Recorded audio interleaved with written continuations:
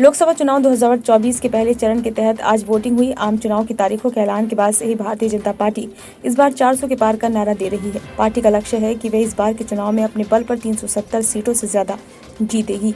वहीं एनडीए गठबंधन के लिए 400 सीटों का लक्ष्य रखा गया है। इस लक्ष्य को हासिल करने के लिए बीजेपी कई तरह की रणनीति पर काम कर रही है। इस आम चुनाव में बीजेपी की सबसे अहम रणनीति है पुराने उम्मीदवारों की जगह पर नए चेहरों को मौका देना। यही वजह है कि पहले चरण के 102 सीटों में से 2019 में जिन 40 सीटों पर पार्टी को जीत हासिल हुई थी, बीजेपी ने इस बार सभी 40 सीटें जीते सांसदों में से कुल 50% सांसदों का टिकट काट दिया है। यानी बीजेपी ने इस बार 20 सीटों पर नए चेहरों को मौका दिया।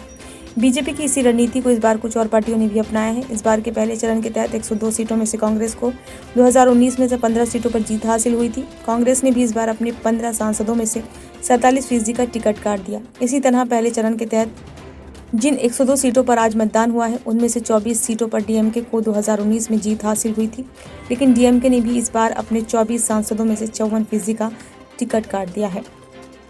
माना जा रहा है कि इन पार्टियों ने अपने मौजूदा सांसदों के टिकट को बीजेपी की रणनीति के तहत काटा है, जिसके तहत वे जनता के मूड को पहले भांपती है और उसके बाद नए उम्मीदवारों को उतारती है, ताकि जनता नए चेहरों पर भरोसा जता सके। आपको बता दें कि ऐसा नहीं है कि बीजेपी ने मौजूदा सांसदों के टिकट काटने का फैसला पहली बार किया हो।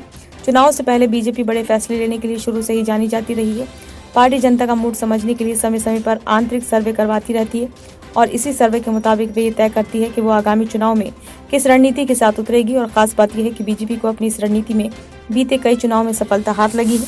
यही वजह है कि अब दूसरी पार्टियां भी बीजेपी की इस रणनीति को अपनाने में आगे दिख रही हैं। ब्यूरो रिपोर्ट, नई दिल्ली।